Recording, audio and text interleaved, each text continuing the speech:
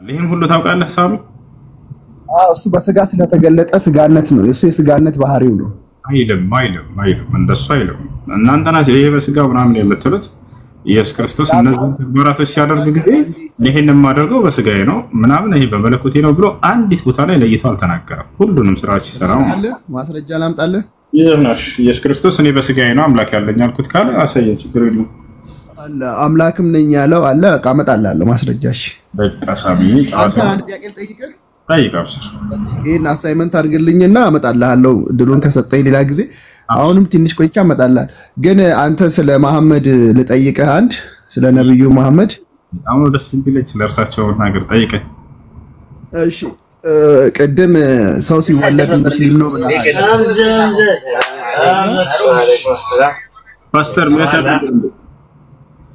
ፓስተር ጋዲሳ አንድ ቤት አድርገው ቀጥል ሳሚ። ሙስሊም ነው ብለሃል። አረ ምናልባት እኔ ስወለድ ሙስሊም ልሆን እችላለሁ፣ ግን ሙስሊምና እምነት ከመምጣቱ በፊት የተወለዱ ሰዎችስ ምን ነበሩ? በጣም ጥሩ። ከአዳም ጀምሮ እስከ ዓለም ፍጻሜ ድረስ የሚፈጠሩ ሰዎች ከእናታቸው ሲፈጠሩ ጊዜ አምላክ አላህ Subhanahu Wa Ta'ala ሙስሊም አድርጎ ነው የሚፈጥራቸው። ከነብዩ ሰለላሁ ዐለይሂ ወሰለም በፊት የነበሩትም ራሱ ማለት ነው። ግን ከተወለዱ በኋላ እነዚህ ህፃናት ልጆች ሁሉም ሰው በያለበት እምነት ልጁን ያሳድገዋል።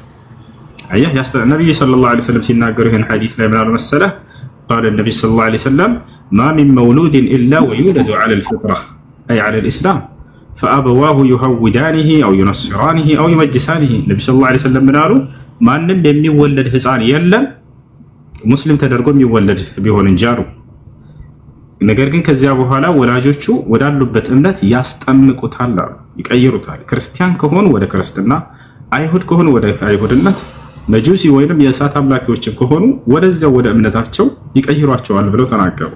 ስለዚህ ሁሉም ሰው ሲወለድ ጊዜ ከነብዩ ሰለላሁ ዐለይሂ ወሰለም በፊት የነበረም ህዝብ ሁሉ ሙስሊም ተደርጎ ነው የሚወለድ። ኦኬ ይሄንን ያለው ነብያችሁ መሐመድ ነው አይደል? እንግዲህ ከመሐመድ በፊት ይሄንን የተናገረ ሰው ነበር። ይሄን የነገሯችሁ እርሳቸው ናቸው መሐመድ አይደል? ከሳቸው በፊት ሃይማኖት አልነበረም አይደል? በፊት ሙስሊም አልነበረም። እርሳቸው ይሄንን ምን ማረጋገጫ አላችሁ? ይሄንን ለዚህ ለምሳሌ ለመሐመድ ጅብሪል ነው ነግሯቸው የጻፉት። ለጅብሪል ደግሞ እግዚአብሔር ነው ነግሯቸው የጻፉት። አላህ ነው ነግሯቸው የጻፉት ለጅብሪል ሶሪ ለአላህ ጅብሪል ደግሞ ለመሐመድ ነገሯቸው። መሐመድ ሲጽፉ ያየን ሰው አለ፣ ምስካሪ ያለ ማን ምንድነው ማራው? መሐመድ ከነገሯችሁ ውጪ ሌላ ምንድነው? መሐመድ ያን ነገር ከአላህ እንደመጣላቸው ምንድነው ማረጋገጫቸው? እሺ ማረጋገጫ ሰጣለሁ። አብሽር። አንደኛ የአምላካችን የአላህ Subhanahu Wa Ta'ala ማረጋገጫ፣ ሁለተኛ የመላእኩ ገብርኤል ማረጋገጫ፣ ሶስተኛ የነብዩ መሐመድ ሰለላሁ ዐለይሂ ወሰለም የራሳቸው ማረጋገጫ፣ አራተኛ ከርሳቸው ውጭ የነበሩ አብረዋቸው የነበሩ ቃሉን ሲሰሙ የነበሩ የነብዩ መሐመድ ሰለላሁ ዐለይሂ ወሰለም ሱሐቦች ከ120 ሺህ በላይ የሆኑ ሱሐቦቻቸው ይሄን ቁጭ ብለው አብረዋቸው ይሰሙ ነበር። ጭራሽ መላእክቶችን ያዩ ነበር፣ ቃላቸውንም ይሰሙ ነበር። የነሱን ምስክር አሳይሃለሁ። መልአክ ገብርኤልና ሚካኤልን ያያቸው ነበር የነብዩ ሰለላሁ ዐለይሂ ወሰለም ሱሐቦች መተው ከነብዩ መሐመድ ሰለላሁ ዐለይሂ ወሰለም ጎን ቁጭ ብለው ሲናገሩ፣ ልክ እንዲሁ ደግሞ ከርሳቸው ጠላትን ሲከራከሉላቸው አብረዋቸው ያዩ ነበር፣ ይመለከቱ ነበር። ስለዚህ የነዚያ ሁሉ ምስክር አለ። ማስረጃ አለ። አዎ ገብርኤልና ሚካኤልን እንዳዩዋቸው ከርሳቸው ውጭ ሌላ ሰው ምስክር ልስጥህ? ግን አየው ብሎ የተናገሩት እሳቸው ናቸው። ቁርአን የጻፉት ነብዩ ናቸው አይደለ? አላህ ወረደው ነብዩ ናቸው አይደለም? እነዚያ ሰዎች ያየው ሰው ነው ራሱ የተናገረው። የሌላ ሰው ምስክር ነው። ሰጣ እንዳፈራ ላሳይ ሳሚ ላሳይ አብሽራ ሳይ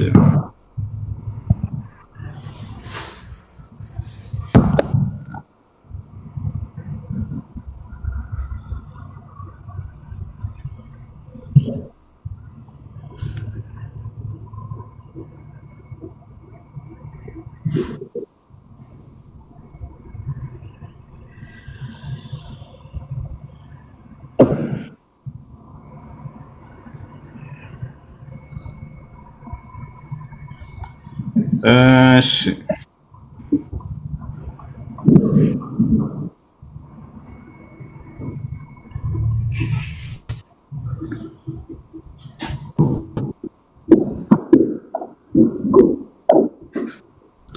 እሺ ያውና እዚህ ጋር ላሳያችሁ ምን ይላል ያየው ሰው ያውና ሰዕድ ኢብኑ አቢ ወቃስ ይባላል ወደ አማርኛ ቀይርልሃለሁ ያውና የነብዩ መሐመድ ሰለላሁ ዐለይሂ ወሰለም ሱሐባ የሆነው ሰዕድ ኢብኑ አቢ ወቃስ ይባላል ይሄ ሱሐባ ምንጩን ታገኙታላችሁ ሶሒህ ሙስሊም 3206 ላይ ታገኙታላችሁ من يلال رأيت عن يمين رسول الله صلى الله عليه وسلم وعن شماله يوم أحد رجلين عليهما ثياب بياض ما رأيتهما قبل ولا بعد يعني جبريل وميكائيل عليهما السلام سعد بن أبي وقاص من على كان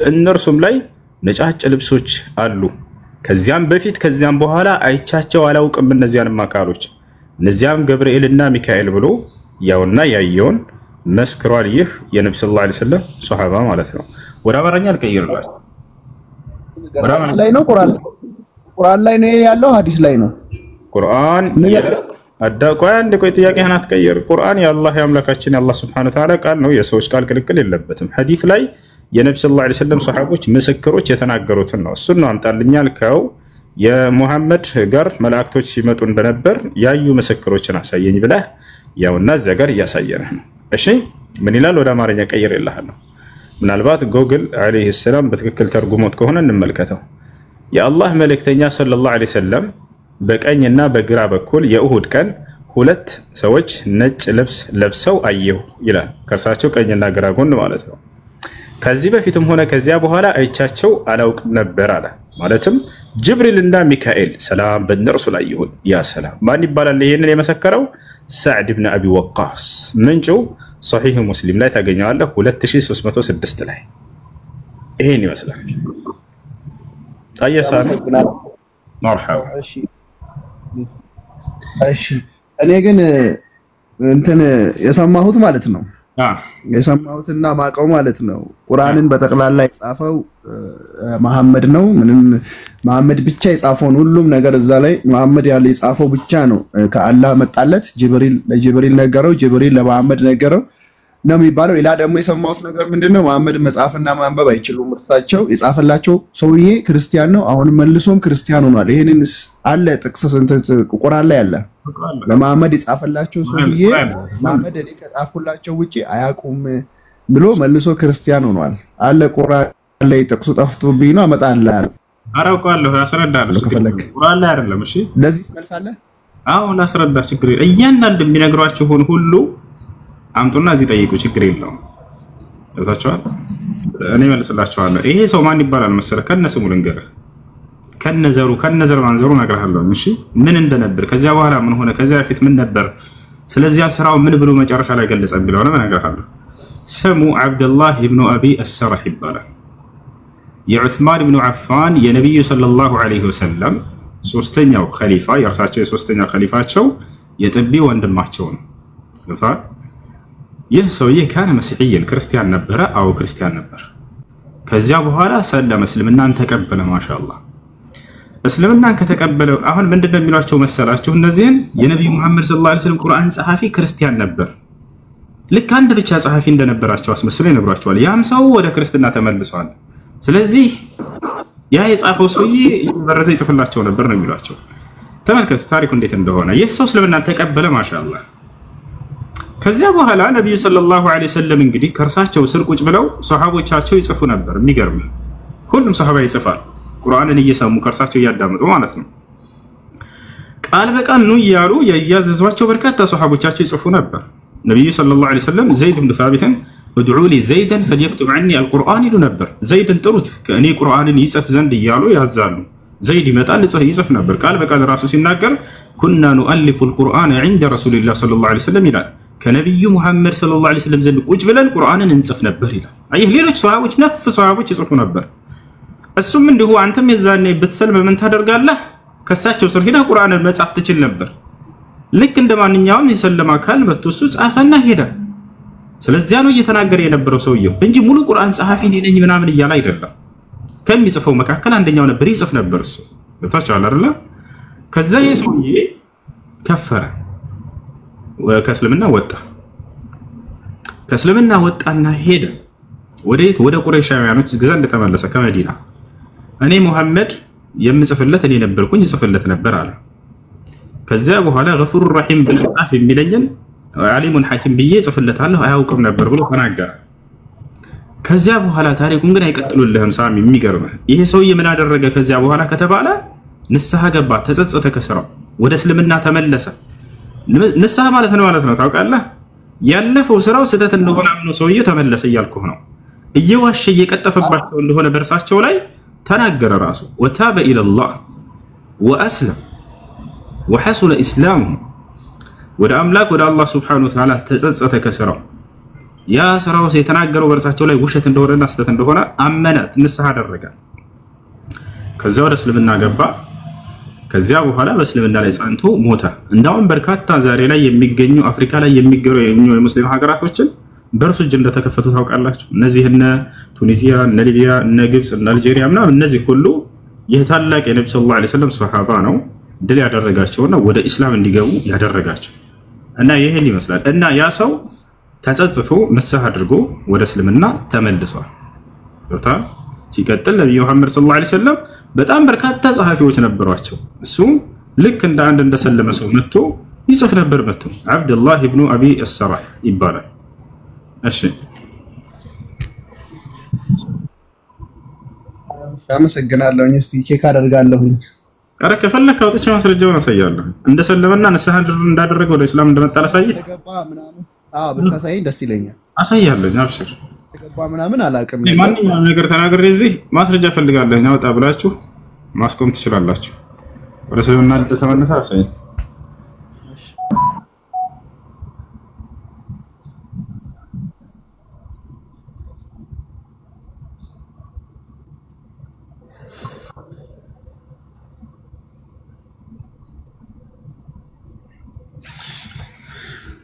ماشي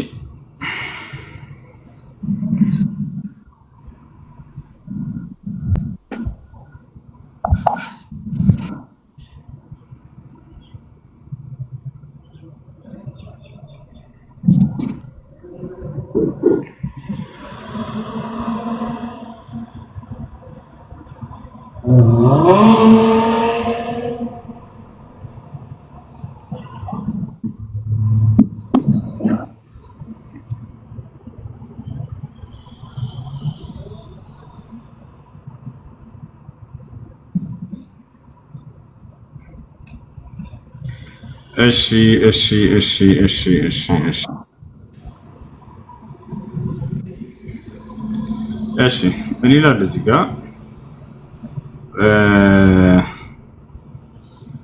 أما الأول فهو عبد الله بن أبي السرح أبو يحيى القرشي العامري أخو عثمان بن عفان من الرضاعة كما وكان النبي صلى الله عليه وسلم قد أهدر دمه ثم استأمنه له عثمان بن عفان فأمنه النبي صلى الله عليه وسلم وأسلم وحسن إسلامه عن سعد بن أبي وقاص قال لما كان يوم فتح مكة أمن رسول الله صلى الله عليه وسلم الناس إلا 4 نفر وامرأتين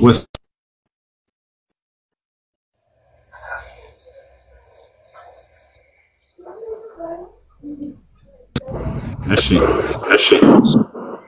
قرتها تقارط البر أشي حتى أوقفه على رسول الله صلى الله عليه وسلم فقال يا نبي الله بايع عبد الله فرفع رأسه فنظر إليه 3 كل ذلك يأبى فبايعه بعد 3 ثم أقبل على أصحابه فقال ما كان فيكم رجل رشيد يقوم إلى هذا خبيث رآني يعني كففت يدي عن بيعته فيقتله فقالوا ما ندري يا رسول الله الشيء كذا وقد ولاه عثمان رضي الله عنه على مصر وهو الذي قاد معركة ذات الصواري وقد غزا إفريقيا ففتح كثيرا من مدنها واعتزل فتنة علي ومعاوية رضي الله عنهما ثم خرج إلى الرملة الشيء ورسل الناس نتملسا الناس قالوا صحيح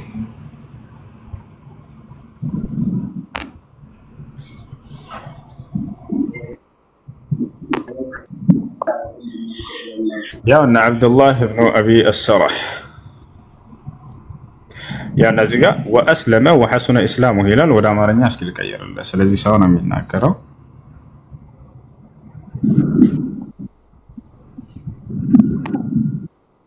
ያው እነዚህ ጋር ይታያል። ስለዚህ ሰው ነው የመጀመሪያው እሱ አብዱላህ ኢብኑ ሰዕድ ኢብኑ አቢ አስሰራህ ይባላል። አቡ ያህያ አልቁረሺ አልአሚሪ የዑስማን ኢብኑ አፋን ያሳዳጊ ወንድም ይላል። ያሳዳጊ ወንድም የጥቢ ወንድም ለማለት ነው። እና ይሄን ሰው የመጨረሻ ላይ ሲገልጸው ምን ይላል ይታያል። እዚህ ጋር እስልምናን ተቀበለ ይላል። እስልምናን ተቀበለ እንደገና ተመለሰ ሰውየው ወአስለመ ይላል በአረበኛ ላይ ወደ እስልምናን ዳግም እንደተቀበለና እንደተመለሰ ቀጥታ ተቀምጧል።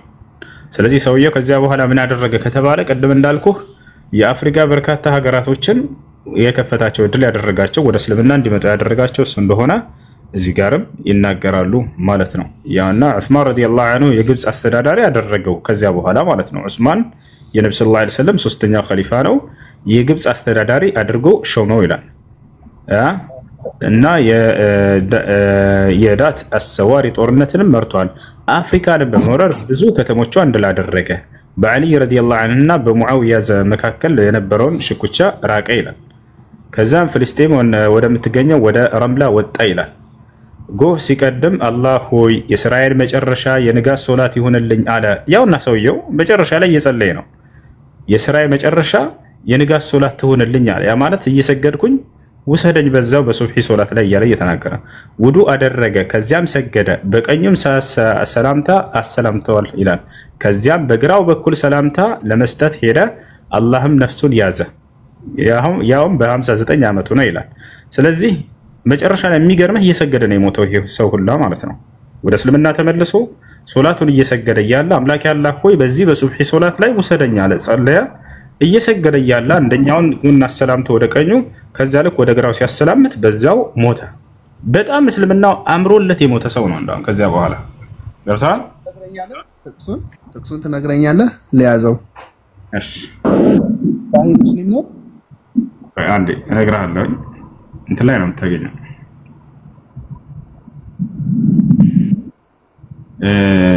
እሺ الإصابة في تمييز الصحابة የሚል መጽሐፍ ነው። እሱ ላይ ነው የምታገኘው። ሐዲስ ላይ እና ቁርአን ላይ አይደለም አሁን ያልከኝ? የሱ የህይወት ታሪክ ነው። የህይወት ታሪኩ ላይ ነው የሚቀመጠው። እሱ ቁርአን ከአላህ ዘንድ የሚመጣ ቃል ነው።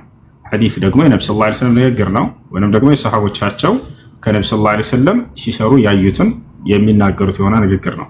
ይሄ የሰሃቦች የህይወት ታሪካቸው አለ እዚያ ላይ ነው የምታገኘው። ይህ ሰው ከሰሃቦች መካከል አንደኛው ነው። እኔ መልክ አሁን ከሐዲስና ከቁርአኑ ውጪ የተጻፉ መጽሐፎች ተቀባይነት አለው ማለት ነው በእናንተ በእስልምና እምነት?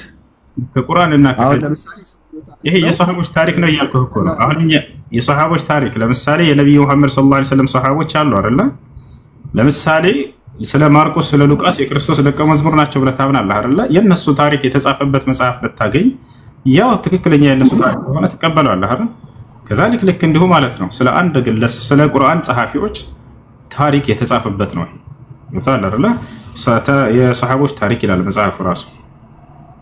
እሺ الإصابة في تمييز الصحابة ይላል እዚህ መጽሐፍ ላይ ታገኘዋለህ። ወይም سير أعلام النبلاء ይቅርታ سير أعلام النبلاء للإمام الذهبي የኢማሙ الذهبي سير أعلام النبلاء ሶስተኛው ሙጀለድ ቁጥር 34 ላይ ታገኘዋለህ።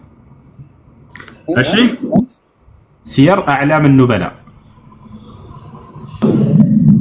አንድ የመጨረሻ ጥያቄ ልጠይቅህ እና ሌላ ጊዜ ጥሩ ነው የመለስክልኝ መልስ። ትንሽ አሁን ቅር ያለኝ ከቁርአንና ከሐዲስ ውጪ ከሆነ መጽሐፍ ስለመለስክልኝ ነው። ግን ያው እኔ አላቅም ስለ እንትኑ ያው ሊኖር ይችላል እንዴ ከቁርአንና ከሐዲስ ጋር ተያይዞ አሁን በእኛም አለ ሰማይ ቀጥልናም ቀጥልሽ ቀጥል መጽሐፎች አሉ ማብራሪያው። እሺ ቀጥልሽ እና እንትን ክርስቶስ አምላክ ነው ተብሎ እኮ ተጽፏል ቁርአናችሁ ላይ። ለዚህ ታስረዳ ማብራሪያ ስጠኛለህ? ክርስቶስ አምላክ አለኝ እያለ ነው ጌታ አለኝ እያለ እንጂ ቁርአን ላይ የተጻፈው አምላክ ነው ተብሎ አልተጻፈም። እሺ ላይ መልክ ዳይሬክት አይደለም የተጻፈው። ምን ይላል መሰለ ቁርአናችሁ ላይ ምን ይላል መሰለ ደጃልን ታውቀዋለህ አይደል? ደጃል ማለት እንትን ነው ጸረ አላህ ነው አይደል? ደጃል ማለት ሰው ያስነሳል ጸረ አላህ ነው አይደል? አይደል? ስለዚህ ቁርአን ላይ ምን ይላል? እዚህ ጋር አንድ ነገር እንዳው ልጨምርላችሁ ልጆች።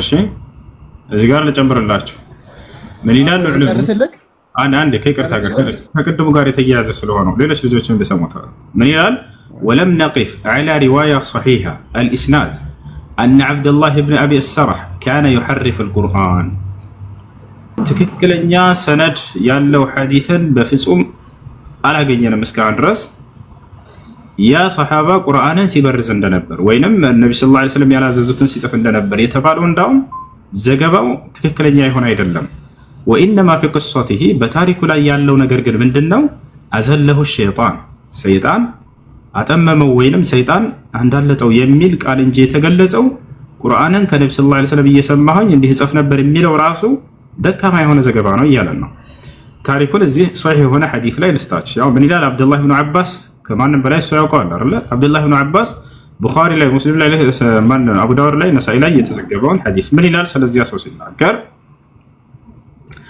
عن ابن عباس رضي الله عنه قال كان عبد الله بن سعد بن أبي سرح يكتب لرسول الله صلى الله عليه وسلم عبد الله بن أبي سرح لنبي محمد صلى الله عليه وسلم قرآنا يصف نبر على أو يصف نبر فأزله الشيطان سيطان جن عند التأويل هياشو فلحق بالكفار وذاك هديانوتشم هذا تتأجل على كبك እንዲህ ያለ ሲጽፍ ነበር ምናምን የሚለው ነገር በፍጹም አልገለጸውም አብዱላህ ኢብኑ አባስ በቃ እንደማንኛውም ሰው አመነና ከዛ ከፈረ ነው ያለው እሺ ቀጣይ ጥያቄ ምን ነበር ቀጥል ኦኬ ደጃል እንትን የጸረ አላህ ነው አይደል የሚባለው በቁርአኑ ቀጥል ጥያቄህን ጨርስ እና ምን አየው መሰለህ ቁርአን ላይ የሆነ ሰው ሲያነብን ያየሁት ደጃል he is antichrist ይላል ደጃል አንቲክራይስት ነው ደጃል ሐሰተኛ አምላክ ከሆነ ክርስቶስ ትክክለኛ አምላክ ነው ማለት ነው አንቲ ማለት ተቃራኒ ነው አይደለ ቁርአን ላይ አለ ደጃል is antichrist ይላል እና ለዚህ ምንድነው ማብራሪያ ያለ እስቲ ብታብራራልኝ ብዬ ነው ቁርአን ላይ አንቲክራይስት ወይንም እንደዛ ሳይሆን የሚለው ሐሰተኛው ክርስቶስ ነው ማለት ነው እሺ ደጃል መሲሑ ደጃል ሐሰተኛ አላህ ይሆንና ደጃል ሐሰተኛ አምላክ ነው ይላል ደጃል ግራ አይኑ ነው ቀኝ አይኑ ተጠፍቷል ምናምን ይልና ስለ ደጃል ብዙ ማብራሪያ ይሰጥና ከዛ ደጃል ሰው ያስነሳል የሞተ ሰው በቃ አላህ ስልጣን ሰጥቶት ግን ሐሰተኛ አምላክ ሆነ ደጃል ሐሰተኛ አምላክ ነው ደጃል አንቲክራይስት ነው ይላል ያ ማለት ደጃል ሐሰተኛ ከሆነ ክርስቶስ ትክክል አንቲ ማለት ተቃራኒ አይደል ደጃል ሐሰተኛ አምላክ ነው ብሎ ቁርአናችሁ ከገለጸ በኋላ ደጃል የክርስቶስ ተቃራኒ ነው ይላል አንቲክራይስት ስለዚህ ደጃል ሐሰተኛ ነው ማለት ክርስቶስ ትክክለኛ አምላክ ነው ማለት ነው ነው ምንም የሚያገናኘው ነገር የለም የትኛው ጋር ነው እንደው ያለ ቢባል እንኳን ክርስቶስ ትክክለኛ መሲህ መሆኑን ነው የሚያሰክረው መሲህ ማለት ክርስቶስ አለ ቁርአን ላይ አለ ነው የለም እሺ እንደሱ የሚል የለም ለማንኛውም ልንገርህ ያለው ነገር አዳምጠኝ ታዳምጣለህ ስለሱ ስያሜው ምንድነው ማን ተብሎ ይጠራል ከተባለ ያ አካል يعني مسيح الدجال ተብሎ ይጠራል ደጃል ማለት ውሸታም ሐሰተኛ ማለት ነው ገብቷል ሐሰተኛው መሲህ ይያሉ ነብዩ ሰለላሁ ዐለይሂ ወሰለም ይጠሩታል ማንን ያን መጨረሻ ዘመን ላይ የሚነሳው መሲሁን ማለት ነው ሐሰተኛው መሲህ ብለው ይጠሩታል ለምንድን ነው ሐሰተኛ ብለው መለየት ያስፈልጋቸው ነብዩ ሰለላሁ ዐለይሂ ወሰለም ምክንያቱም እውነተኛው መሲህ ስላለ ነው እውነተኛው መሲህ ማን ነው ከተባለ የድንግል ማርያም ልጅ ያ ነው እውነተኛው መሲህ እርሱ ነው ከዛ እንዲለይ ዘንድ ነብዩ ሰለላሁ ዐለይሂ ወሰለም ያ ግን ሐሰተኛው መሲህ ነው ብለው ገለጹት ይታል አይደል ሐሰተኛ የሚለው የተጨመረበት እውነተኛ ሌላ መሲህ ስላለ ነው እንግዲህ አይሁዲዎች ናቸው መጀመሪያ የሚቀበሉት የሚገርማቸው ስለ ሐሰተኛው መሲህ ሲናገሩ ነብዩ ሰለላሁ ዐለይሂ ወሰለም አይሁዲዎች እስከ ዘመኑ ፍጻሜ ድረስ መሲሁ አልመጣም ብለው እንደሚጠብቁ ነግረውናል ነብዩ ሰለላሁ ዐለይሂ ወሰለም መሲሁ ይመጣልናል ብለው እየጠበቁ ነው አሁንም እየጠበቁ ነው እውነተኛው መሲህ መጥቶላቸው አንቀበልም ብለዋል ተመልከቱ ኢሳ አለይሂ ሰላም ነገር ግን እስከ ዘመኑ ፍጻሜ ድረስ መሲሁ ይመጣል ብለው ይጠብቃሉ አይሁዶች ከዚያ ልክ ሲነሳ ጊዜ ደጃል ሐሰተኛው መሲህም ሲነሳ ለኛ ቃል የተገባው መሲህ ይሄ ነው ብለው አምነው ይቀበሉታል አይሁዶች እዛን ያሉ ማስረጃ قال النبي صلى الله عليه وسلم يخرج الدجال من أرض خراسان فيتبعه 70,000 يهودي وعلى رؤوسهم الطيالس نبي صلى الله عليه وسلم منالو يزمنوا في السامي كما درسوا بفيت ሐሰተኛው መሲህ ከኹራሳን ሀገር ይነሳል አሉ ዛሬ ላይ ኢራን ተብላ ከምትጠራው ማለት ነው ወታቻ ከዛች ሀገር ይነሳል የዛኔም 70,000 አይሁዲዎች ይከተሉታል። በራሳቸው ላይ የጦር ልብስ አላቸው አይታል። እንደዚህ ወታደሮች የሆነች ብረት ነገር ራሳቸው ላይ የሚያደርጓት ያችን ገለጹ ነብዩ ሰለላሁ ዐለይሂ ወሰለም። ሰራዊት ሆኖ እንደሚከተሉት ለመግለጽ ነው ነብዩ ሰለላሁ ዐለይሂ ወሰለም። እና አይሁዲዎች እንደመጣ በቃ ለኛ ቃል የተገባው መሲህ ነው ይላሉ። ለምን እውነተኛውን መሲህ ሳይቀበሉ ቀሩ? ያኛውን ግን ለምን ተቀበሉት? ምክንያቱም ያ በሚነሳ ጊዜ እኔ የዓለም ገዢ ነኝ ብሎ ነው የሚነሳላቸው። አይሁዲዎች ሲጠብቁ የነበረው ምን አይነት መሲህ እንደሆነ ታውቃላችሁ? ካሉበት ቅኝ ግዛት ነፃ አውጥቷቸው እንደቀደሙት እንደለመዱት እንደነ ሙሴና እንደነ ሰለሞን እንደነ ዳዊት ንግስናን የሚያቆናጥጣቸውን መሲህ ነበር የጠበቁት። ምድራዊ መንግስትን የሚያቆናጥጣቸውን ነበር የፈለጉት። የማርያም ልጅ ግን ዒሳ ሲመጣ ጊዜ ስለ ምድራዊ ስልጣን አልነበር የሚያወራቸው፣ ስለ ሰማያዊ ስልጣን ነበር። ለምን ይመስላችኋል? ዝም ብሎ በከንቱ አይደለም በመንግስተ ሰማያት እያለ ሲገልጽላቸው የነበረው በሰማይ ላይ ስለሚወርሱት ዓለም ነው በደጋግሞ የሚነግራቸው። እርሱ ስለ ምድራዊ ስልጣን ሊሰብካቸው አልበጣም ነበር።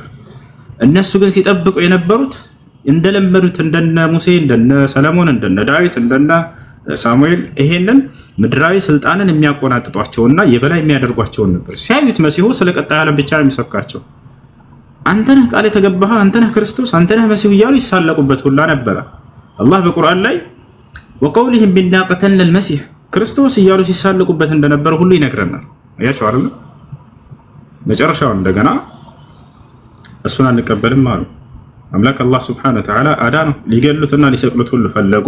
አምላክ አላህ ነገረው። ወመከሩ አለ፣ በእርሱም ላይ ተንኮልና ሴራን ሰሩበት አለ። ወመከረ አላህ እኔ ደግሞ ተንኮልና ሴራቸውን የማውቀረኝና ያንን ተንኮላቸውን አከሸፍኩባቸው እያለ ተናገረ። ወላሁ ኸይሩል ማኪሪን እኔ የተንኮለኞችን ተንኮል የማውቅና የማከሽፍ የሆንኩኝ አምላክ ነኝና እያለ ተናገረ አላህ። ከዚያ ለዒሳ ነገረው። ኢዝ ቃለ አላሁ ያ ዒሳ አንተ ዒሳ ሆይ አለው ኢኒ ሙተወፊከ ወራፊዑከ እኔ ወደ እኔ ልወስድህ ነው ወደ እኔም ላነሳህ ነው አለው። ወሙጠሂሩከ ሚነለዚነ ከፈሩ ከነዚያ ከካዱትም ከይሁዳውያኖች ላድንህ ነው አለው። ላነጻህ ነው ላጠራህ ነው አለው። ስለዚህ መሲሁ ዒሳ አለይሂ ሰላምን አላህ አነሳው። የዘመኑ ፍጻሜ ከመድረሱ በፊትም ዳግም ወደ ምድር ያወርደዋል። ያ ሐሰተኛው መሲህ ልክ አይሁዶች የዘመኑ ፍጻሜ ሲቀበሉትና አብረው ከሱ ጋር ዓለምን ሲዞሩ የዛኔ እውነተኛው መሲህ ይወርዳል ከሰማይ። ነብዩ ሰለላሁ ዐለይሂ ወሰለም ተናገሩ። የዘመኑ ፍጻሜ ከመድረሱ በፊት የማርያም ልጅ ከሰማይ ይወርዳል። በሚወርድም ጊዜ በመላእክቶች ታጅበው ነው የሚወርደው። በመላእክት አጅበውት ይወርዳሉ ዒሳ አለይሂ ሰላም። ከዚያ በኋላ ይወርዳል። ያንን ሐሰተኛውን መሲህ ይገድለዋል። ሐሰተኛውን መሲህ ይገድለዋል። ለብቻው ይሄንን ሲወርድ ጊዜ በምስራቅ ደማስቆ ይወርዳል። ከዚያ በኋላ ወደ ኢየሩሳሌም ቀጥታ ይመጣል። ወደ ኢየሩሳሌም ይመጣል አሉ ነብዩ ሰለላሁ ዐለይሂ ወሰለም ወደ ቤተል መቅደስ። ከዛ ቤተ መቅደስ ማለት ነው። እዛ ይመጣል። እናንተም ለተሰግዱ ስትሉ ይደርስባቸዋል አሉ ነብዩ ሰለላሁ ዐለይሂ ወሰለም። የዛን ልክ ኢቃም እንደተደረገ ምናምን ይደርሳል። ልክ በጊዜው ያለው መሪያችሁም ተቀደም ያ ዒሳ ወሰል ቢና ይለዋል። አንተ ዒሳ ሆይ ተቀድመህ ሂድና ስግደን ይለዋል። ኢነሁ ቂመት ለኩም ብሎ ይመልስላችኋል አሉ። እርሱ ለእናንተ ነው ኢቃም የተደረገው፣ ስለዚህ እናንተ አሰግዱ ይላችኋል። ከእናንተ አንዳቸውም ታሰግዳላችኋል። የሚገርማችሁ ይሄንን ትንቢት እየነገሩን እያሉ ስለወደፊቱ ስለመሲሁ ስለመምጣት መልሰው ስለራሳቸው ጉዳይ እዛው አስገቡና ምን አሉ? መን አድረከ ሚንኩም ዒሳ ኢብኑ መርየም ፈሊየቅረኡሁ ሚኒ ሰላም አሉ። አደራ የዛኔ ከእናንተ የማርያምን ልጅ መሲሁን የሚያገኝ የእኔን ሰላምታ ያድርስለት ብለው ተናገሩ። وهذا يدل على محبته ምን ያክል እንደሚወዱት ያሳያል። ይመጣል በመካከላችሁ መሲሁ ብለው ትንቢትም ሲነግሩን ጊዜ አደራ የኛ ነብይ ሰላም ብለውሃል ብላችሁ የዛኔ ማድረሱለት ከእኔ ብለው ተናግረዋል። ሁሉም ትውልድ ይጠብቃል። መሲሁ በሚመጣ ጊዜ የኛ ነብይ ሰላም ብለውሃል ብለው ሊያደርስ ይሄን ቃል በትንቢታቸው ላይ ከሰፈረው መካከል አንደኛው ይሄ ነው። መጨረሻ ላይ ልክ ከሰገደ በኋላ ሰዎችም ሰግደው እንደጨረሱ ቀጥታ ይወጣል መሲሁ። ቀጣይ ስራው ምንድነው? ያን ሐሰተኛውን መሲህ ማጥፋት ነው ከምድር ገጽ ላይ። መሲሁ ዒሳ አለይሂ ሰላም ልክ እንደወጣ ፊት ለፊት ይገናኛሉ ከቤተል መቅደስ ከቤተ መቅደስ ኢየሩሳሌም ከሚገኘው ልክ ከዛ እየወጣ ያለ ሐሰተኛው መሲህ ወደ እርሱ እየመጣ ይገናኛሉ ፊት ለፊት። ነብይ ሰለላሁ ዐለይሂ ወሰለም ቀጥለው ምን አሉ? ልክ እንዳየውም ያውቀዋል አሉ። ሁለቱም ይተዋወቃሉ። ፈይህሩብ ለማምለጥ ይሞክራል ሐሰተኛው መሲህ አሉ። يتبع عيسى عيسى مكتلوا الله ويقول له لا تهرب مني إن لي ضربة عليك كأني أتشش كأني أتملت أني بأنت لا عندي تمتاد لمتالك يتوسنك اللي كذا للتامل تقتل بلوان كذا مكتلوا فيضربها له النبي صلى الله عليه وسلم عندي تمتي متال قال له كذا ما في تقول النبي صلى الله عليه وسلم مناله وعندما يراه يذوب كما يذوب البلا حاله عندما يضع في الماء حسيت يوم مسيح أو نثني يوم مسيح بمياه جزي يقلت الله النبي صلى الله عليه وسلم لك جوها واستسيجابان دميك قلتالو تملكت لمن مسيحو كسماي بميورد جزي ليلا دست امراتوችን ይዞ ይመጣል ከአላህ ይሰጣል ምንድን ከተባለ ጠላትን በማይኑ በማየት ብቻ የማቅለጥን ተአምር ይሰጣል ይሄ የሚደንቅ ነው ወላሂ ማንንም ጠላት እርሱን ቀርቦ ጫፉን እንዳይነካው አላህ Subhanahu Wa Ta'ala ምን አድርጎለት ነው የሚልከው አይኑ በማየት ብቻ ያቀልጣቸዋል ነብያችን ሰለላሁ ዐለይሂ ወሰለም ሐዲስ ላይ ትንቢቱ ላይ ሲናገሩ ወለው ተረከሁ ለዛባሉ መሲሁ ዝም ብሎ በማየት ብቻ ቢቆይ ኑሮ ይያየው ይቀልጥና ይጨርሰው ነበር አሉ ተመልከቱ ወለው ተረከሁ ለዛብ ዝም ብሎ ቢተወው ኑሮ ይቀልጥ ነበር ግን በእጁ እንዲጠፋ ተወስኗልና ተከትሎ መሲሁ አንዲት ምት ብቻ መጥቶ ይገለዋል አሉ መሲሁ ዒሳ አለይሂ ሰላምን ማንንም ጫፉን እንዲነካው አያደርግም መምለክ አላህ Subhanahu Wa Ta'ala የዛኔም ሲመጣ ጊዜ ይሄን ተአምር ድንቅ ተአምር ሰጥቶት ነው የሚመጣው የአይኑ እይታ ብቻ ጠላትን በማየት እንዲህ እያየ ነው እዛ ከጎን እንደዚህ ቅልጥልጥ ያደርጋቸዋል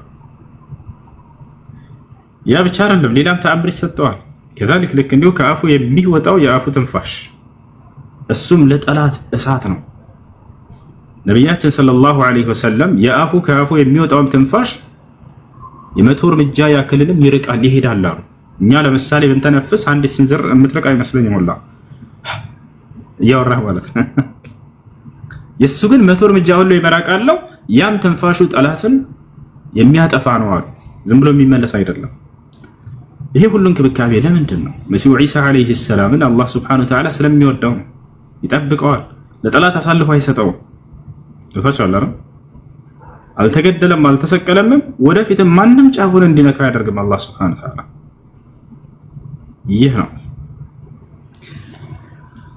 እሺ ጥያቄ አለ ቀጥታ አሎ ኦኬ ሰላም ላንተ ይሁን እሱ ሰላም ጸጋና ሰላም ይብዛልህ ፓስተር ኦኬ ሐዋርያት ሥራ 4:12 ላይ መዳን በሌላ በማንም የለም ይላል እንድንድንበት ዘንድ የተሰጠን ስም የኢየሱስ ክርስቶስ ስም ነው በሌላ በማንም የለም ማለት በሌላ በማንም የለም ማለት ነው ዮሐንስ ወንጌል ምዕራፍ 12 ቁጥር 27 ኢየሱስ ክርስቶስ አድነኝ የሚለው አምላክ አለው ለራሱ ራሱን ማዳን የማይችል ማዳን ይችላል ተባለ ማለት ወይፈ አሁን አንተ መዳን የምትችለው ኢየሱስ ክርስቶስን በማመን ነው እንጂ ባለማመን አትችልም እኮ ሰማን ይድናል ብለህ ያመጣው አካል ራሱን ማዳን አይችልም አንደኛ እሱን ታምናለህ ወይ ኢየሱስ ክርስቶስ አድነኝ እያለ የሚለምነው አምላክ ነበረ ወይስ አልነበረው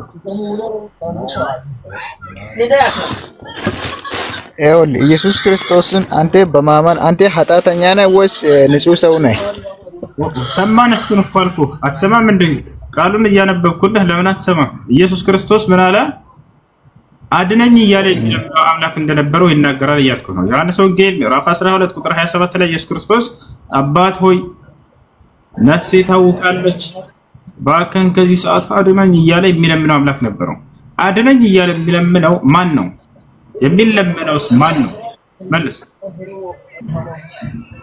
ከዛ የኔ ፈቃድ ሳይሆን ያንተ ፈቃድ ይሁን ያለው ለሰው ልጆች ለቤዛነት ነው በጣም ጥሩ አድነኝ እያለ እየተናገረ ያለው ማን ነው አምላክን እግዚአብሔርን ማን ነው ባይ አድነኝ የሚለው ማን ነው ኢየሱስ ነው አይደል የኔ ፈቃድ ሳይሆን ያንተ ይሁን ያለው ለሰው ልጆች ለቤዛነት ነው አይደል እንመጣለን እሱ አንተ እምነት ነው ነገር ግን እዚህ ቦታ ላይ አድነኝ እያለ እየለመነ ያለው ማን ነው ኢየሱስ ክርስቶስ ማንን ነው አድነኝ እያለ ያለው አምላኩን ነው አይደል ለኢየሱስ አምላክ እንዳለ ታውቃለህ አይደል የጌታ ሰው ያኔ ለምንድን ነው የኔ ፈቃድ ሳይሆን ያንተ ፈቃድ ይሁን ያለው? ለሰው ልጆች ለቤዛነት አይደለም ወይ ነው? ወደ ፈቃዱ እንሄዳለን፣ ችግር የለም። አድነኝ የሚለው ማን ነው? አድነኝ እየተባለ የሚለመነው ማን ነው? አድነኝ የሚለው ኢየሱስ ነው አይደል? አድነኝ እያለ የሚለመነው ደግሞ ማን ነው? እግዚአብሔር ነው። ገብቶሃል አይደል? ያ ነው።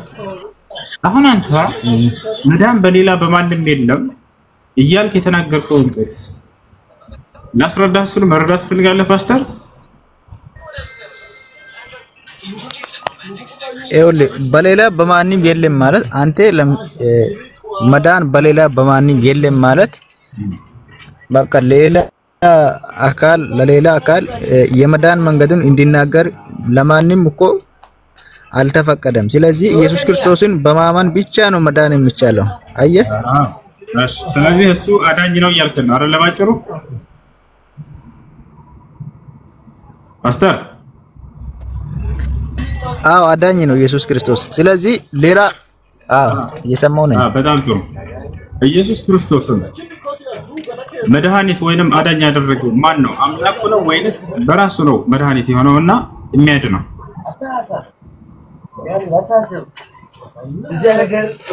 በራሱ ነው የሚያድነው። በራሱ አምላኩ ነው ይሄን ስልጣን የሰጠው። አምላኩ ነው መድኃኒት ያደረገው። ማስረጃ ልስጥህ?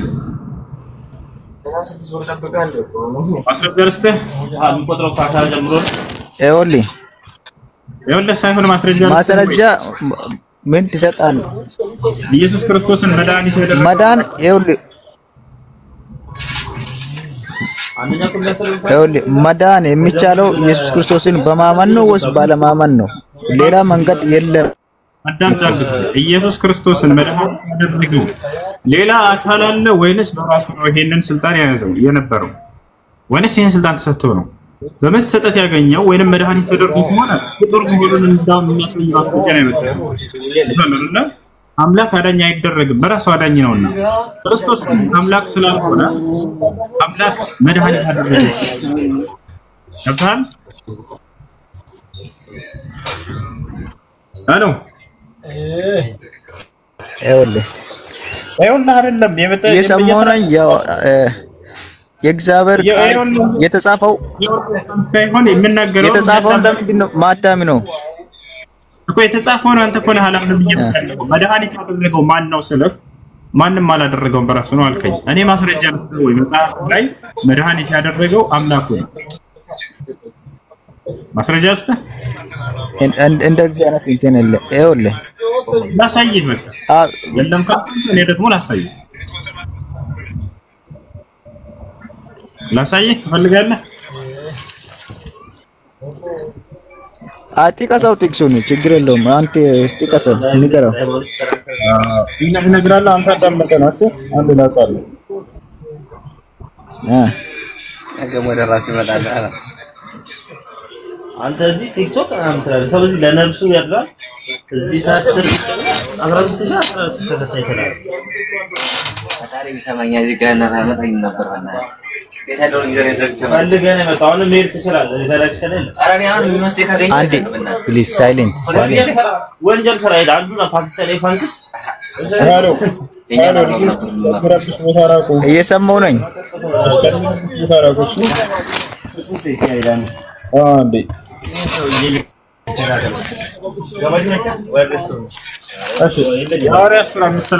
ኦኬ ደረስከው? የሐዋርያት ሥራ ሮሜ የሐዋርያት ሥራ 5:31 ላይ የሐዋርያት ሥራ 5:31 እሺ እንደዚህ ስንመጣ ነው ችግር ሁሉ ተደልሎ ይገባ። ንገረው።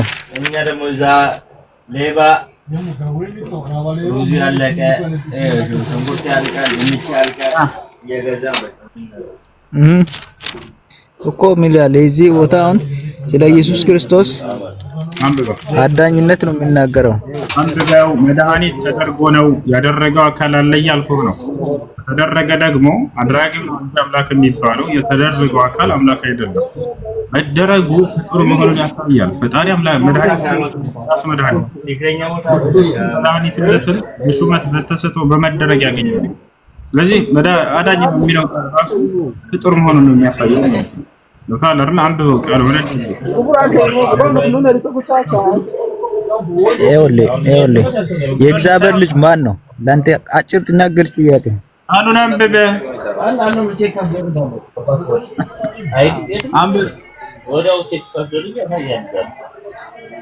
አምስት 21 ነው አይደል ያልከው? ሐዋርያት ሥራ 5:21 5:30 እንደገባሉ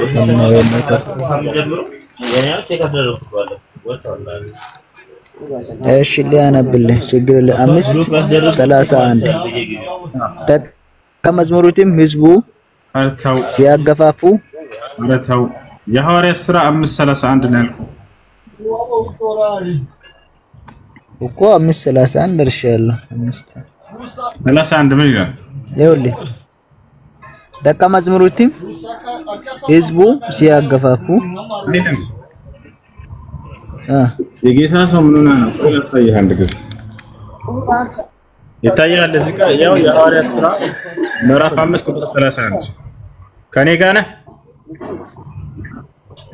አዎ ፓስተር ምን ይላል እዚህ ጋር?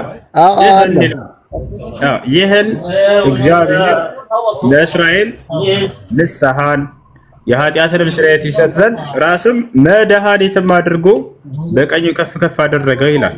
መድኃኒትም አድርጎ ይላል። መድኃኒት ያደረገው ማን ነው? ኢየሱስ ክርስቶስን እግዚአብሔር ነው የጌታው ሰው። ስለዚህ መድኃኒት በመደረግ ያገኘው ስልጣን ነው ማለት ነው አይደለ? መድኃኒትነቱ ያደረገው አካል አለ። ይኸውልህ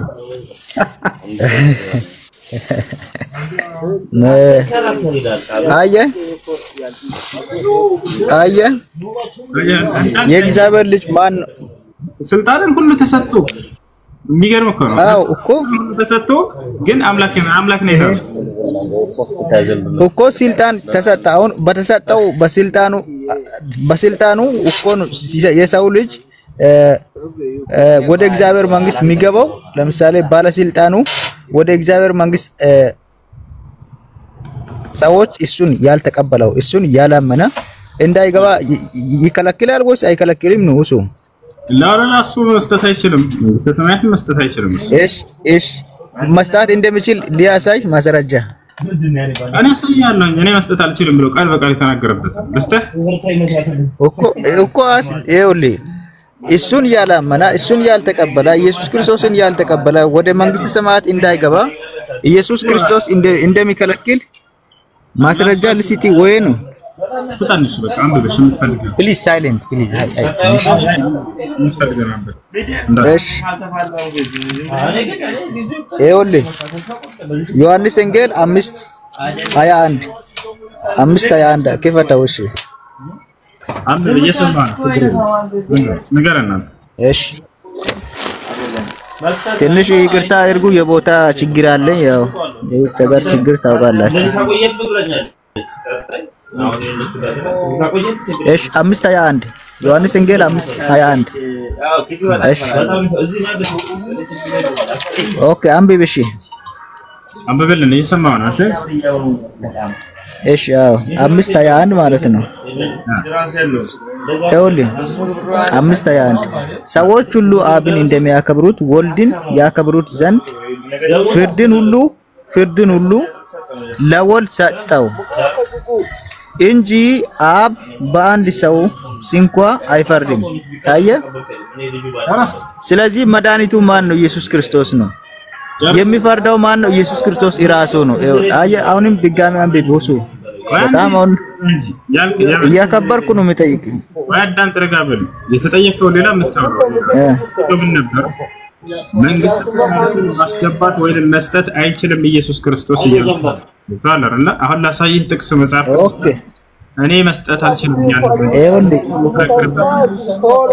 እንደምችል ይኸውልህ ጥቅስ ልጅ አሁን ይኸውልህ ዮሐንስ ወንጌል 5:21 አንብቤ ኢየሱስ ክርስቶስ እሱን ያልተቀበለ መንግስተ ሰማያትን እንዳይገባ ይከለክላል ነው እያልኩ ያለሁት። ዮሐንስ ወንጌል 5:21 አንብብ ነው። እንደሱ አይደለም። አንተ ያነበብከው ሌላ ነው።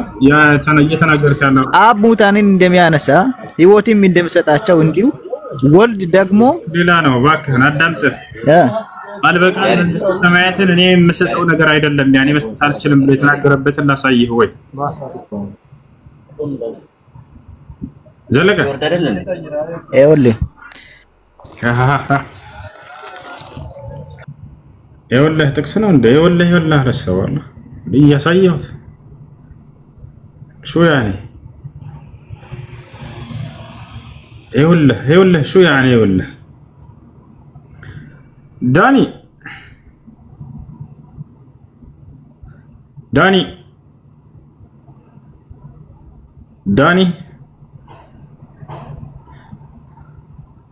ايش ችግር የለውም አንለፈው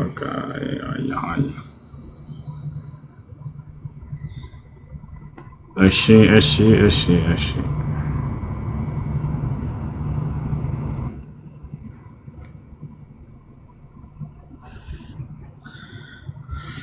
يا سلام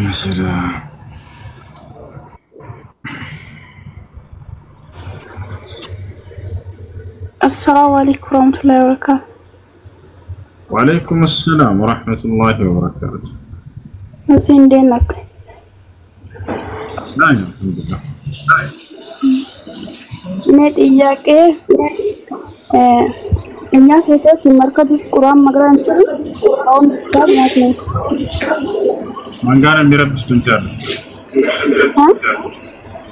من كان يربش تنسى من دنيا شو تيجي شو كان. إنها سيتوك المركز القرآن مقرأ نشأ أو نفتح ناتنا. የሴቶች መርከዝ እስካለ ድረስ በሴቶች መርከዝ ሄዳችሁ ጥሩ ወንዶች ከሆነ አስተማሩ ከግርዶሽ በስተጀርባ ሆነ ያስተምራሉ ከግርዶሽ በስተጀርባ يقول الله سبحانه وتعالى واذا سالتموهن متاعا فاسالوهن من وراء حجاب ሴቶችን የሆነ መገልገያ ዕቃ መጠየቅ ብትፈልጉ ከግርዶሽ በስተጀርባ ጠይቋቸው ይላል ይናገራል ያን አይቻልም ነው እህት ይቻላል ከግርዶሽ በስተጀርባ መስፈርቱን እያነገርኩሽ ነው እሺ አይ ሁሉም አይቻልም ስል ሰምቼ ነው ዝም ባያቸው شكرا جزاك الله خير عفوا በነብያችን ሰለላሁ ዐለይሂ ወሰለም ጊዜ ሴቶች ሰላም አለይኩም ወአለይኩም ሰላም ወራህመቱላሂ ወበረካቱ ልጆች ገስት ላይ ሰው አያሳየኝም እንትን በሉ ተባረሩ እሺ ምን አንድ ጥያቄ አለ ምን ይላል አንድ ጥያቄ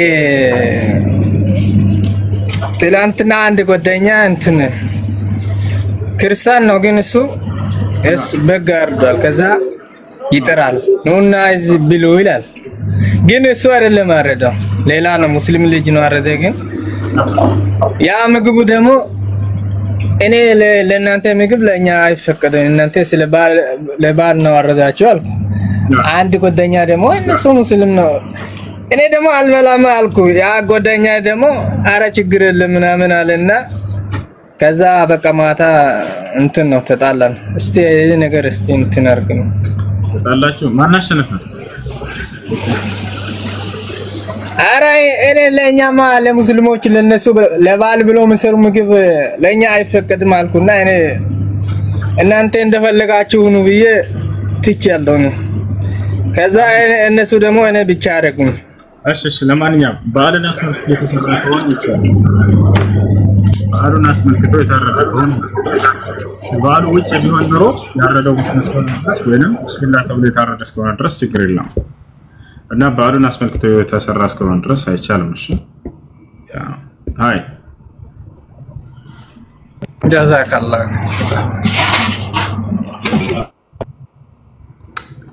እሺ አለይኩም ሰላም ወራህመቱላሂ ወበረካቱ አንድ ጥያቄ ብቻ ነበረኝ እሺ እንትን መስሪያ ቤት ላይ ከዲፓርትመንቶች ሁሉ የኛ ስራ ጫና ብዙ ስለሆነ ማለት ነው አለቆች ተነጋግረው ትርፍ ሰዓት ክፍያ ምናምን ተጨማሪ እንዲከፈለን ተደረገ ለዛ ዲፓርትመንት ማለት ነው ሳንገባ ይሄ ነገር እንዴት ይታያል ለማለት ነበር።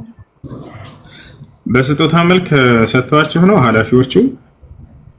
ያው ተነጋግረው ስራ ጫና ስላለበት ትርፍ ሰዓት ኦቨርታይም ክፍያ ሳንገባ ማለት ነው ይሞላልናል።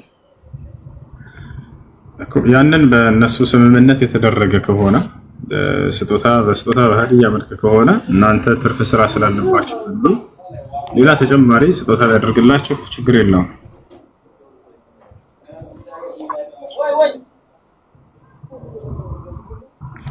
እሺ ሰላም አለይኩም ኡሱ ወአለይኩም ሰላም ወራህመቱላሂ ወበረካቱ።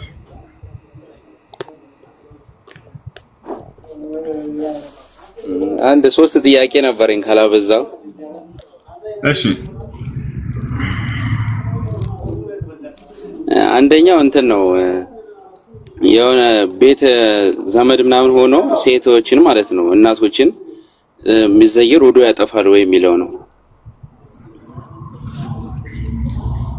እናትን መዘየር የራስን እናት አይደለም ዘመድ ሆኖ እናቶችን ትላልቆችን ማለት ነው የልጅ እናት የሆኑ ዘመዶችን መዘየር። እሺ አጅነቢ እስከሆነ ድረስ አይቻልም፣ መዘየር አይፈቀድም። አየር ላይ ሰላም አለይኩም በላቸው እንጂ አይሆንም። ነብያችን ሰለላሁ ዐለይሂ ወሰለም ሐዲስ ላይ እኒ ላ ኡሳፊሁ النساء ብለዋል። እኔ ባልቴትን አልጨብጥም ብለዋል። አይቻልም። ወደ ነብያችን ሰለላሁ ዐለይሂ ወሰለም ጋር የመጡ ሴቶች ለሙባይዓ ቃል ኪዳን ለመፈጸም ከእርሳቸው ጋር ሰሃቦች ወንዶች እያመጡ እጃቸውን እየጨበጡ ሻሃዳ እየያዙ ሲሄዱ እርሳቸው ቃል እየገቡ ሲሄዱ ሴቶች በሚመጡ ጊዜ ባየር ላይ ነበር እኒ ላ ኡሳፊሁ النساء አሏቸው። እኔ ግን ባልቴትን አልጨብጥም እና እዚያው ባየር ላይ ቃል ግቡ አላቸው። ቃል ገቡ። يا أيها النبي إذا جاءك المؤمنات يبايعنك على أن لا يشركن بالله شيئا ولا يسرقن ولا يزنين ولا يقتلن أولادهن ولا يأتين ببهتان يفترينه بين أيديهن وأرجلهن ولا يعصينك في معروف فبايعهن ليلا. مبايع الرجل الله شوية على سلسلة سناقر حديث لا يهن صحابة سيكلسو باير لا ينبر الرجل الله شوية رجال منالو إني لا أصافح النساء إني بعد سيتنا لسبكم النار ذلك ناتشو نعم حساب አይቻል እሺ እሺ ሁለተኛው ጥያቄ ደግሞ የሆነ ሰው ሐቃችን ቢወስድብንና ያ ሰው ሳያቅ ግን ሐቃችንን ሰርቀን ብንወስደው ይቻላል ወይስ አይቻልም የሚለው ለማወቅ ነው። እሺ አንድ ሰው ሐቃቸውን ወስዶባችሁ በትክክለኛው መንገድ እንዲመልስላችሁ ጠይቁት። መጀመሪያ በሰላማዊ መንገድ ጠብ ሳይፈጠር ምናምን እንዲመልስላችሁ ጠይቁት። ከመለሰስ አልመለሰም ካለ ግን እሱ በማያውቅበት መውሰድ እንችላለን ወይ? አዎ ትችላላችሁ። በእናንተ ላይ አደጋ እንደማያደርስ እርግጠኛ ሆኑ። ሌላም የሚመጣ ከሆነ ሰውየው እናንተን ሌላ አደጋ የሚጥላችሁ ከሆነ ከህይወታችሁ በላይ ይሆናል። ነገር ግን ከሱ ያንን ሳትጨምሩ ሐቃችሁን ብትወስዱ ወንጀል አይሆንም። በነብያችን ሰለላሁ ዐለይሂ ወሰለም ጊዜ ማስረጃ አስተ جاءت هند بنت عتبة إلى النبي صلى الله عليه وسلم وهي زوجة أبو سفيان بن حرب قالت يا رسول الله إن أبا سفيان رجل شحيح ولا يعطيني ما يكفيني وما يكفي لأولادي من القوت فماذا أفعل؟ فقال لها النبي صلى الله عليه وسلم خذي ما يكفيك وما يكفي لأولادك من القوت. هند بنت عتبة يا أبو سفيان ميست ولا النبي صلى الله عليه وسلم قالت طيقش أنت الله ملك تنجاوي ባለቤቴ አቡ ሱፊያን ቋጣሪ ወጣት ላስ ተቸገርኩ ምን ላድርጋለሁ። በዚያ ነብዩ ሰለላሁ ዐለይሂ ወሰለም ምን አሏት? ለአንቺና ለልጆችሽ የሚበቃሽን ቀለብ እሱ ሳያውቅ ቢሆንም ያዥ ወሰጃላ ወንጀል አይደለም። ለምን ከተባለ አንድ ባል ሚስትና ልጆቹን የመቀለብ የማስተዳደር ግዴታ ስላለበት ያን አላወጣም ካላ ዛኔ ሚስት ብታነሳ እንደ ወንጀል አይቆጠርባትም። ይህ የተደነገገላት ሐቅ ስለሆነ የነፈጋትን የሚገባትን ሐቅ እንጂ ያነሳቸው ሰረቀች አይባልም። በዚሁ ቅያስ ልክ እንዲሁ አንተ ከሰዎች ዘንድ ሐቅ ካለ ብትወስድባቸው ሰረቀ ሳይሆን የሚባለው ያንን የተነፈከውን የተወሰደብህን ሐቅ ነው። ስለዚህ ወንጀል አይደለም። እሺ በዚህ አንፃር ቀደምም ኮሜንት ላይ ቻለሁኝ ማዳም ገንዘቤን አልሰጥም ብላኛለች አልሽው ልጅ ማንሳት ትችላለሽ። ሌላ ችግር የምትፈጥርብሽ ከሆነ ግን ይቅርብሽ። ነገር ግን አደጋ ማታደርስብሽ ከሆነ ደሞዝሽ ነፍካሽ ከሆነ አልሰጥም ብላሽ የዛኔ እሷ በማታውቅበት መንገድ ማንሳት ትችላለሽ። ይሄ ስርቆታ ይባላል። የእናንተን የተነፈጋችሁትን ሐቅ ነው ያስመልሳችሁት እና ያፈራችሁት። እሺ በል አሰላሙ አለይኩም ወራህመቱላህ። አለይኩም ሰላም ወራህመቱላሂ ወበረካቱ። አንድ ጥያቄ ነበረኝ ኡስታዝ። እሺ ከላይ ሰርኬ ጥያቄ አለሽ? ሰርኬ ነው የሚለው። እሺ ቀጥሽ ኡስታዝ። አልሐምዱሊላህ እኛ ሴቶች ሰላም፣ እንዴት ነሽ? ደህና ናችሁ? ለና አልሐምዱሊላህ። ጥያቄ ልጠይቅህ ነበር።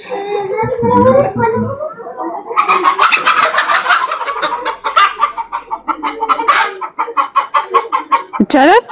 ድምጽ ጠፋ።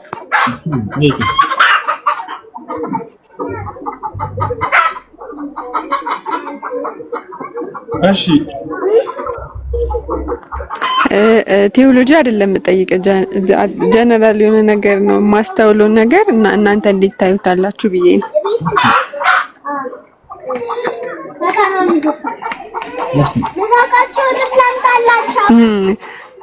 አዲስ አበባ አካባቢ ነው ያለሁት እና እኔ 22 አካባቢ ኡራኤል የሚባል ጸበል አለና ብዙ ሙስሊሞች ይጠቀሙታል።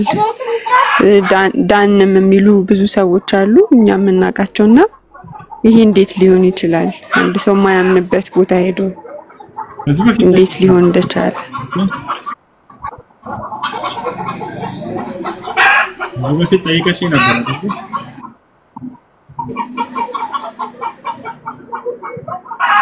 አሎ ወይ አንተ ቤት አልጠየኩም፣ ሌላ ሰው ቤት ለስተውሰን ጠይቀሽ ነበር። ከዚህ ውጭ ሌላ ኧረ አልጠየኩም። ስለምን ፈስማን እኔ አልጠየኩም። እሺ አዳምጪሽ ልመልስ ነው። እሺ ማነው ፈዋሽ የሚለውን እንመልከት። በሁሉም ማለት ነው እንደ መጽሐፍ ቅዱስም እንደ ቁርአንም ፈዋሹ ማን ነው? ፈዋሹ ማን ነው ከተባለ አምላክ ነው። አጥቷል አይደል?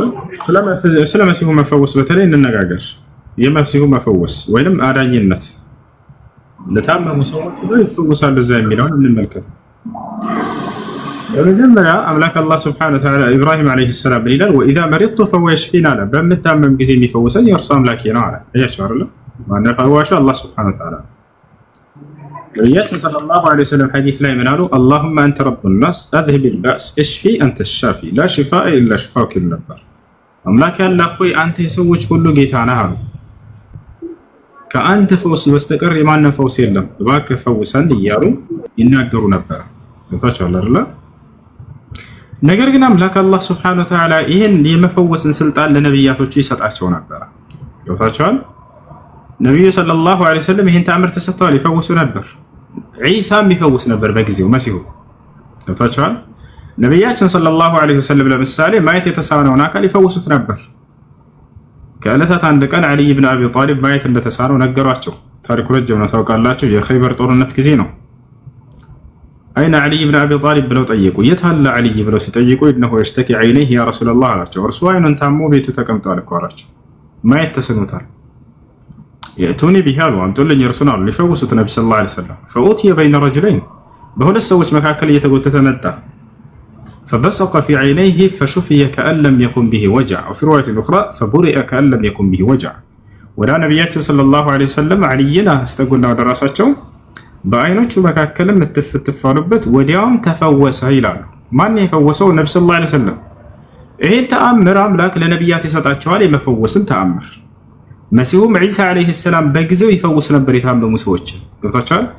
ወደ እርሱ ዘንድ ማንኛውም በሽታ ይዘው አይመጡም ሰዎች ይፈውሳቸው ነበር። ወመሲሁ ምን ይላል? ወኡብሪኡ አለ እፈውሳለሁ አለ አልአክመሃ መናገር የማይችሉ ድዳዎችን፣ ወልአብረሳ ለምጽ ያለባቸውን ሰዎች። ስለዚህ አካላዊ በሽታ ያለባቸው ሰዎች ይመጣሉ። ጋኔን ሊሆን ይችላል የተያዙ ሰዎችን የመፈወስን ተአምር ይሰጥ ነበር ነብይ። ገብታችኋል? ይህን ተአምር ይሰጡ ነበር።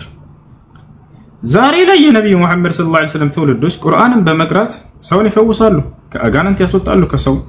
እኛ ህፃን እያለን ይሄን የምናደርገው ነገር ነው። ግን ያን ያክል እንደዚህ የሚካበል አልመሰለንም ነበር። ለካ በክርስቲያኖች ዘንድ ይሄ ልክ ተአምር እንደመስራት አድርገው ነው የሚያዩት። እኛ ሰፈሬ ብርቅ አይደለም። አንድ 10 ዓመት ሐፊዝ ልጅ የታመመ ሰው ላይ ሄዶ እየቀረ ቁርአን ጅን ላይ እናስወጣ ነበር ህፃን እያለ ወጣ። ይሄ እንደ ተአምር ነው ለካ። እኛ ሰፈር ብርቅ አይደለም ይሄ ከሙስሊሞች ዘንድ ማለት ነው። እና ይሄን ለነብያት ይሰጣቸው ነበር አምላክ አላህ Subhanahu Wa Ta'ala ይፈውሱ ነበር። ዮሴፍ የአባቱን አይን ማን የፈወሰው? ያዕቆብን አይን ማን የፈወሰለት? ታውቂያለሽ ሰርኪ? ዮሴፍ ነው የፈወሰለት።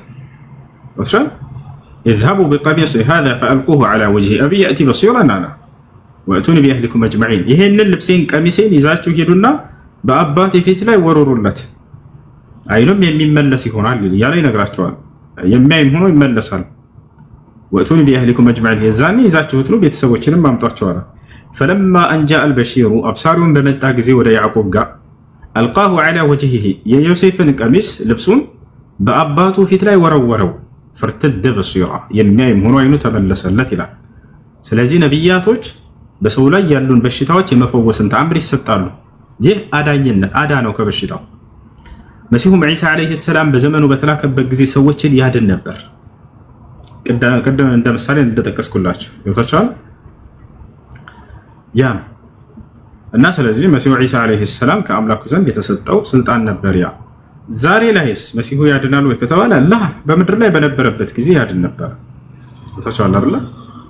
ዛሬ ላይ የሚያድነው ማን ነው ከተባለ የትኛውም የእምነት ባለቤት ጋር ብትሄድ ሂንዱይዝም ሊሆን ይችላል ቡድሂዝም ሲታመሙ ማን ነው የሚፈውሳቸው? ያ አንዱ አምላክ አላህ Subhanahu Wa Ta'ala ነው። ሲራቡ ጊዜ የሚለግሳቸው እርሱ እንደሆነ ሁሉ ሲጠሙ ጊዜ የሚለግሳቸው እርሱ እንደሆነ ሁሉ ህይወትን የሰጣቸው እርሱ እንደሆነ ሁሉ እንታቸዋል የሚገድላቸው እርሱ እንደሆነ ሁሉ ልክ እንዲሁ ጤናንም የሚሰጣቸው እርሱ ነው። በሽታን የሚያስወግድላቸው እርሱ ነው። لا يجلب النفع ولا يدفع الضرر إلا الله سبحانه وتعالى የሚጠቅመን ነገር የሚያመጣ ማንንም የለም ከአላህ በስተቀር የሚጎዳን ነገር የሚከላከል የለም ከአላህ በስተቀር ولا يضر ولا ينفع إلا الله كالله بستقر የሚጎዳና የሚጠቅመን ማንንም የለም። ወጣቻው አይደል? ይሄ ነው እና ሰዎች በየትኛው እምነት ተከታይ ሊሆን ይችላል ሲታመሙ ጊዜ የሚፈውሳቸው በእውነቱ አላህ Subhanahu Wa Ta'ala ነው። ግን ከላይ እነዚህ ሰዎች ያ ያደረጉት ነገር እሱ የፈወሳቸው ይመስላቸዋል። ያችሁ ያ እሺ ሰላም አለይኩም ወአለይኩም ሰላም ወራህመቱላሂ ወበረካቱ። እኔ 3 ጥያቄዎች ነበር ማለት ነው ታላበዛኝ። እሺ ጊዜ ስለሌለ ከሶስተኛ ጀምረሽ ከዛ ወደ አንደኛ ትሄጃለሽ ከዛ ሁለተኛው እሺ ሶስተኛው እኔ መጀመሪያ ሀገር እንዳለሁኝ እኔ በህፃንነት የነበር ትዳር ወደ ትዳር ይገባሁ ማለት ነው 13 ዓመቴ ምናምን እውነት ነው። እሺ ከዛም ሳገባ ለሙስሊም ነው ቤተሰቦቼ ሌላ እምነት ተከታይ ናቸው። እኔ ለሙስሊም ነው የተዳርኩት ማለት ነው። እውነት ነው። እሺ የዛን ሰዓት ግን እኔ አሁን ላይ ያኔ ጥያቄ ሆኖብኛል። ግን ተዛን ሰዓት ጀምሮ አልহামዱሊላህ እኔ ሙስሊም ነኝ። ማሻአላህ ግን ሻሃዳ ምናምን ሰውሰድ ያኔ ውስጥ ሁሉ ጊዜ ይጠይቀኛል ማለት ነው። ሻሃዳ መውሰድን ምናምን አላስታውስም። በኋላ አምነሽ እስከ ሰገርሽ ድረስ በሶላት ላይ ሁሉ ጊዜ ሻሃዳ ቃል አለ። አሽሀዱ አን ላ ኢላሃ ኢላላህ ወአሽሀዱ አነ ሙሐመድን ረሱሉላህ የሚለው ሻሃዳ ቃል ነው። እሱ ይበቃል። እሺ አምነሽበት ነው ያልካለሽ። ስለዚህ እሱ ይበቃሻል። ግን ከውስጥ ያልጠፋልኝ ይሄ ጥርጣሬ የሚለው ነገር ካለሽ ልብሽ እንዲረጋጋ ዘንድ ሊያጥመኢነ ቀልቡክ አሁን ማለት ይችላል። አሽሀዱ አን ላ ኢላሃ ኢላላህ በይ። አሽሀዱ ላ ኢላሃ ኢላላህ አሽሀዱ አን ላ ኢላሃ ኢላላህ وأشهد أن محمدا رسول الله أيوة قطع እና ቀጣይ ጥያቄ ደግሞ ትዳር አለኝ ነበር እኔ ያለሁት አሁን በውጭ ነው። ከባሌ ጋር ያኔ ስንጣላ ብዙ ብር ጠየቀኝና ሌላ እምነት ተከታይ አድርጌ ነው በሸሪዓ ፍርድ ቤት ንካይን ያስወረድኩ ማለት ነው። ብዙ ብር ስለጠየቀኝ በእኛ ሀገር ጠበቃ ይባላል። እሺ እና ይቻላል ያኔ ችግር የለውም። ክልና ሰተሽ እሱ ፍታይ ብለሽው እንቢ ካለ በሽማግሌ ማስጠየቂው ይሄን ያህል ብር ታላመጣይ ብሎ ብዙ ብር ጠየቀኝና ወክልና ወክሌ በወክልና እዛ ተከራክሮ ሰውየው በሸሪዓ ፍርድ ቤት ነው ኒካ ያወረደው። ወርዳለት ሶስተኛ ጥያቄ ደግሞ እኔ አካውንት ላይ ብር አለኝ ማለት ነው። ማሻአላህ ብዙ አመት ስለሆነ ብዙ ብር ጨምሯል ወልዷል። ያ ብር እንዴት ነው የሚሆነው? አሁን እኔ ቅርብ ሰዓት ወደ ሀገር ገባለሁኝ ብዙ ብር ወልዷል ባንክ ላይ ማለት ነው። እሺ የወለደውን ብር እዛው ጥላችሁላቸው እንዳትወጡ፣ ነገር ግን አውጡትና ለደሃዎች ለተቸገሩ ሰዎች ስጡት። ጀዛከላህ ኸይር። መርሐባ ወያክ።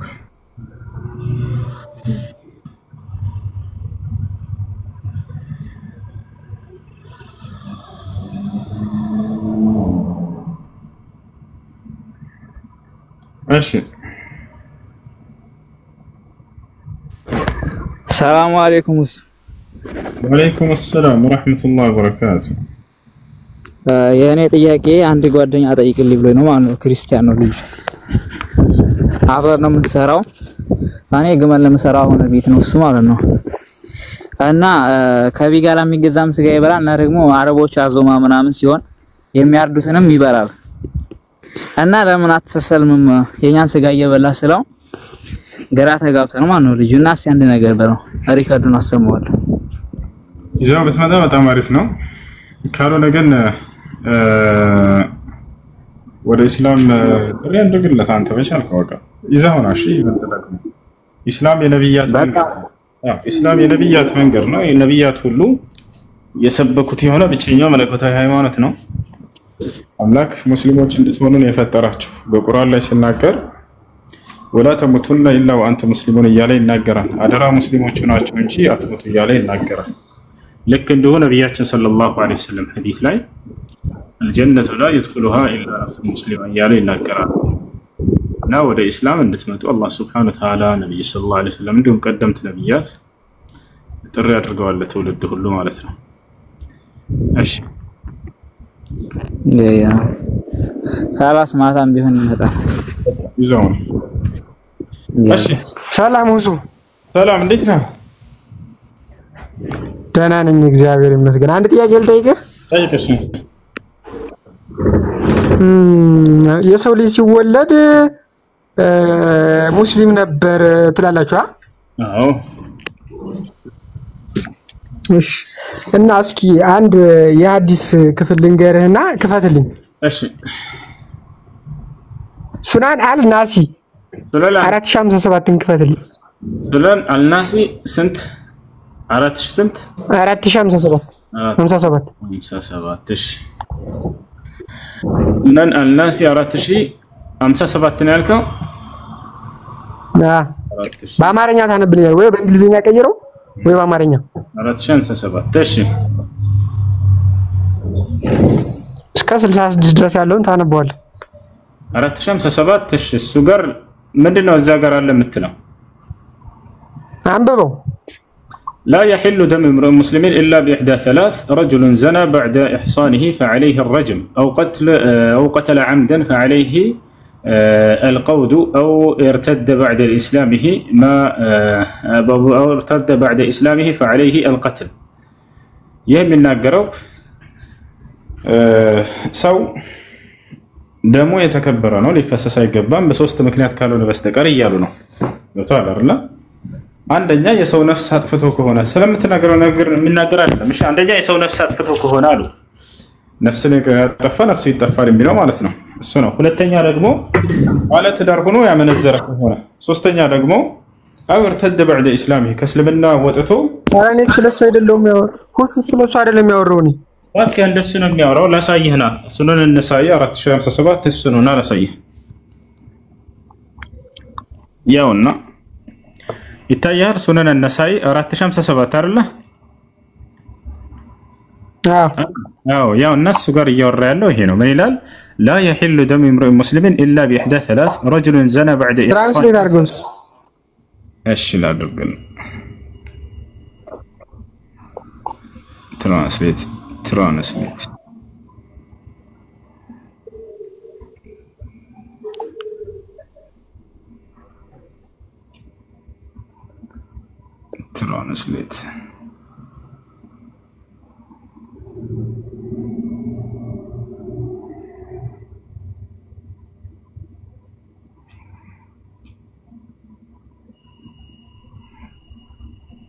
ወደ አማርኛ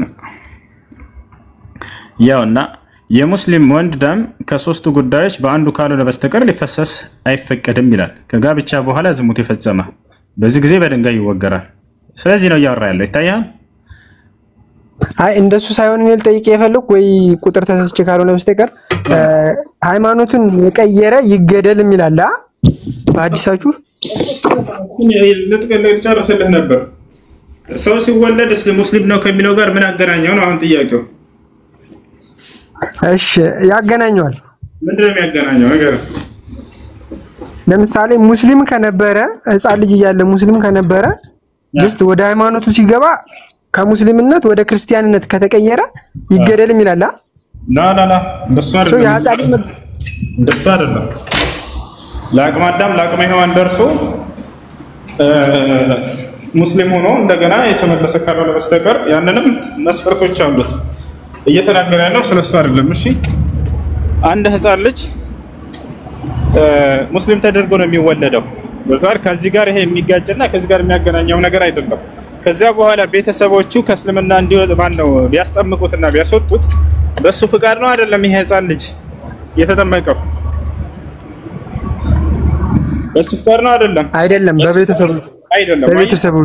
በቤተሰቦቹ ነው። ስለዚህ ያ የሚጠየቅበት ነገር አይደለም።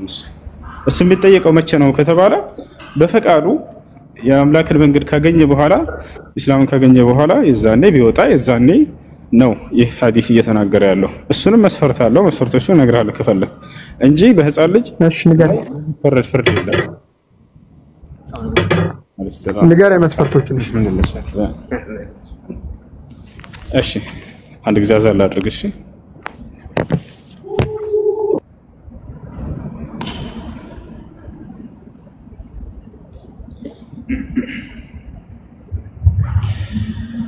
الله أكبر الله أكبر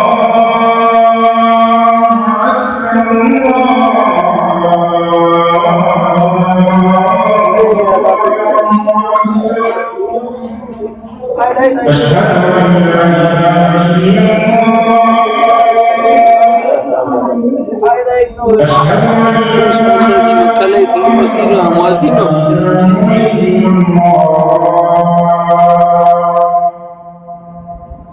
أشهد أن محمدا رسول الله أشهد أن محمدا رسول الله حي على الصلاة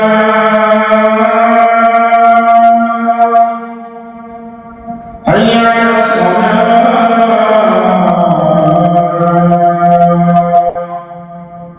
حي على